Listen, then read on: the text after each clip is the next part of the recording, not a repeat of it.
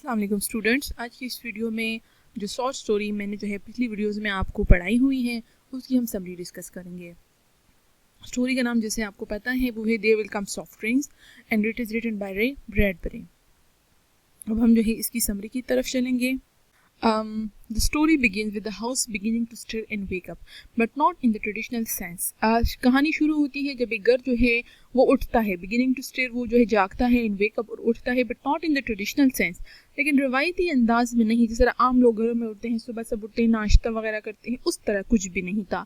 क्यों? The house lacks human voices and noises. उस घर में कमी थी। lacks मतलब कमी होना, human voices and noises वहाँ पर इंसान की आवाज़ों की और इंसान की शोर की बहुत कमी थी। Instead इसकी बजाय the house is automated, वो घर ऑटोमेटेड है, मतलब सब कुछ खुद हो रहा है। Calling out to its supposed inhabitants the time of day and their upcoming activities, वो घर वो अपने रहने वालों को supposed inhabitants मतलब जो वो फर्ज कर रहा था, वो घर फर्ज कर रहा था कि वहाँ के जो रहने वाले हैं वो वहाँ मौजूद हैं, तो वो उनको बार बार कॉलिंग आउट, उनको पुकार रहा था। द टाइम ऑफ डे उनको बता रहा था कि दिन क्या टाइम हुआ है, एंड देयर अपकमिंग एक्टिविटीज़ और उनके आने वाले कामों के बारे में उनको बता रहा था कि सुबह उठने के वक्त है, स्कूल जाने का वक्त है, नाश्ता करने का वक्त है, वगैरह वगैरह। The house voice is clearly meant for someone, वो घर की आवाज़ का मतलब ये है कि वो किसी के लिए बोल रहा है, क्लियरली वो किसी के लिए बोल रहा है, but no one is present to listen, लेकिन कोई मौजूद ही नहीं जो उस घर की आवाज़ सुने। The house is the only house left standing in the surrounding area. फिर हमें पता चलता है कि इर्द गिर्द के एरिया में, इर्द गिर्द के इलाके में वो वाहिद घर है जो अभी तक खड़ा है। It is completely encapsulated by rubble and destruction. फिर हमें पता चलता है कि मुकम्मल तौर पर इसको घेरे में ले हुआ, इनकैप्सुलेटेड ये बंद है, ये है इसके चारों तरफ क्या है, बाय रबल एंड डिस्ट्रक्शन, इसके चारों तरफ मलबा ही मलबा था और डिस्ट्रक्शन थी और तबाही थी। Even though it appears that no one is currently living in the house, अगरचे ऐसा दिखाई देता है कि इस वक्त currently इस दौर में घर में कोई भी नहीं रह रहा, the house automatic system continues as if nothing has changed, लेकिन घर का जो सिस्टम था वो इसी तरह जारी था जैसे कि कुछ भी तब्दील ना हुआ हो। The breakfast stove cooks the typical breakfast, breakfast का चूल्हा अपना नॉर्मल टिपिकल ब्रेकफास्ट बनाता है। Eggs, bacon, toast, coffee and milk. Bacon वो पिग मीट को कहते हैं। The weather box continues to give the weather and clothing suggestions.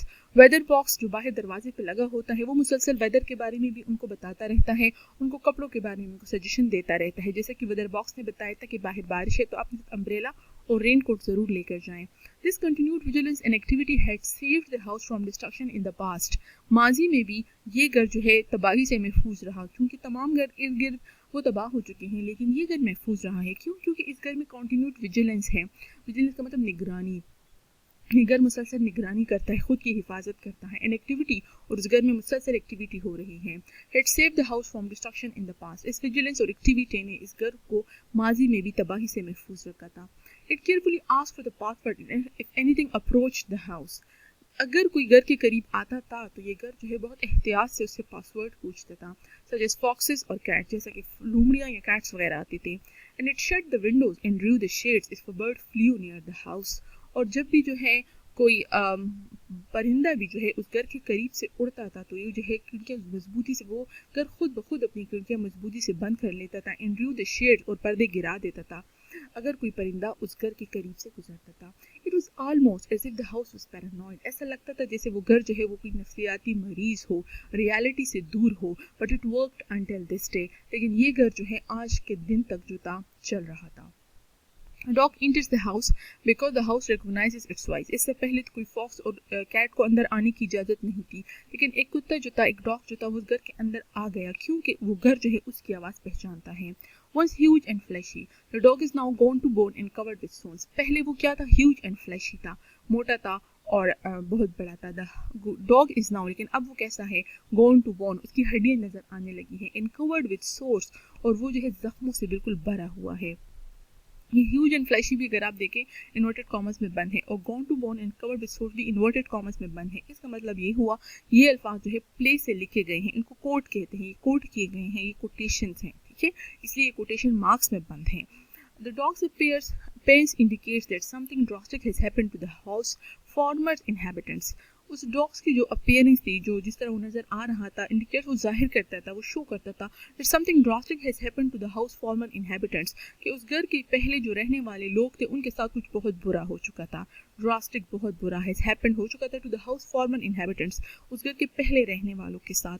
And the dog goes from door to door of the house looking for its family.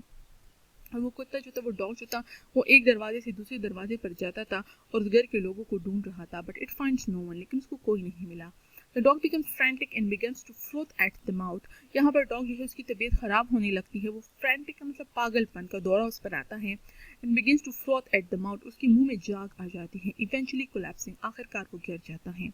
When the dog dies and begins to decay, जब उस कुत्ते की death हो जाती है और वो मरने लग, डिके का मतलब वो डिस्ट्रॉय होने लगता है, जिस्म खराब होने लगता है। The house cleaning mice sense it, वो क्लीनिंग माइसेस जो घर को साफ करती हैं, वो चूहे चोटे मशीन्स लाइक मशीन, जो मशीन्स होती हैं, जब वो घर की सफाई करती हैं, सेंस इट, उनको एहसास हो जाता है कि डेड बॉडी खराब हो रही है। And go in to the room to remove the dog, और वो जो छोटे छोटे माइस हैं वो कमरे में जाते हैं और डॉग को ख़त्म कर देते हैं।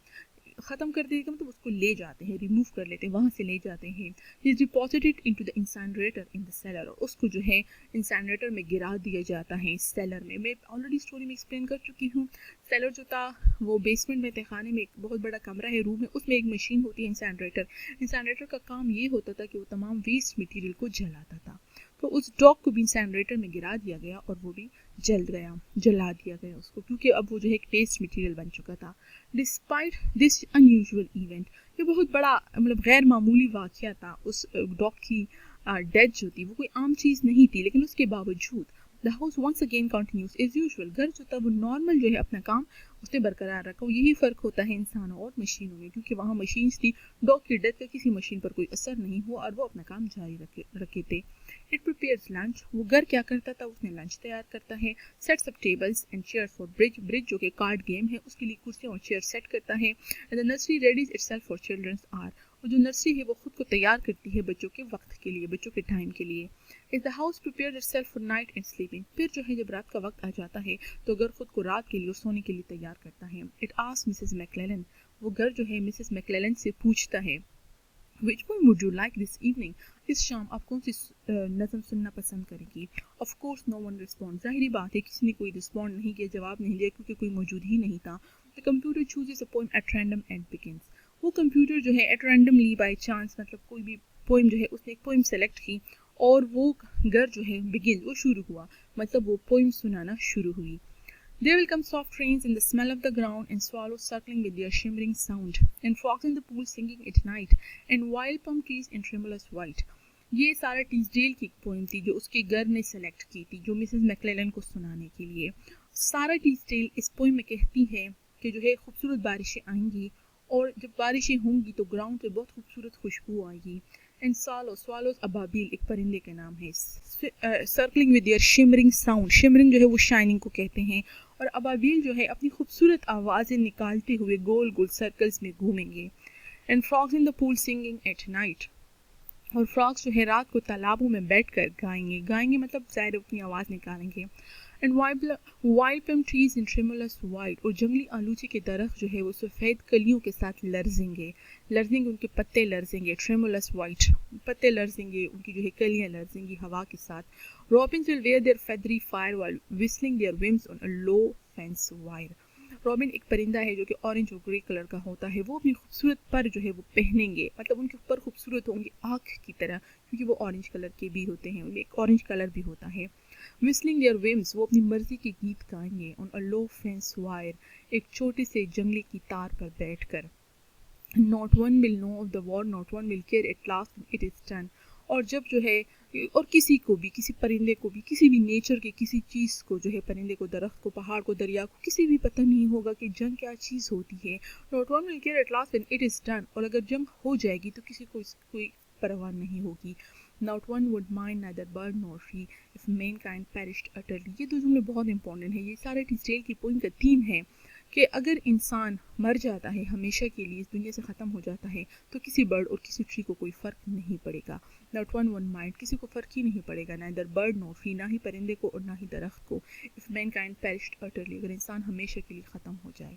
And spring herself when she woke at dawn would scarcely know that we were gone, और जब बहार उठेगी सुबह पर, मतलब ये कि जब जो है बाहर का जो है मौसम आएगा, तो जब सर्दियाँ ख़त्म होती है बहार आ जाएगी, जब वो जो है सुबह उठेगी, वो scarcely know that we were gone, तो बहार को पता ही नहीं चलेगा कि इंसान इस दुनिया से जा चुका है। स्कैर्सली मीन्स मुश्किल से, इनफैक्ट यहाँ मतलब है उसको बहार को पता ही नहीं चलेगा कि इंसान जो है इस दुनिया से गया है। सारा टीजडेल की पॉइंट बहुत इंपॉर्टेंट है, और इसका मतलब ये है कि इस दुनिया में इंसान के ख़त्म हो जाने से नेचर खुश होगी और उसको कोई फ़र्क नहीं पड़ेगा। Soon after finishing the poem, the house begins to die. जब ये पोइम ख़त्म होती है तो घर सोने लगता है। Begins to die का यहाँ मतलब है वो सोने लगा। The fire erupts, लेकिन क्या हुआ, एक आग लग गई।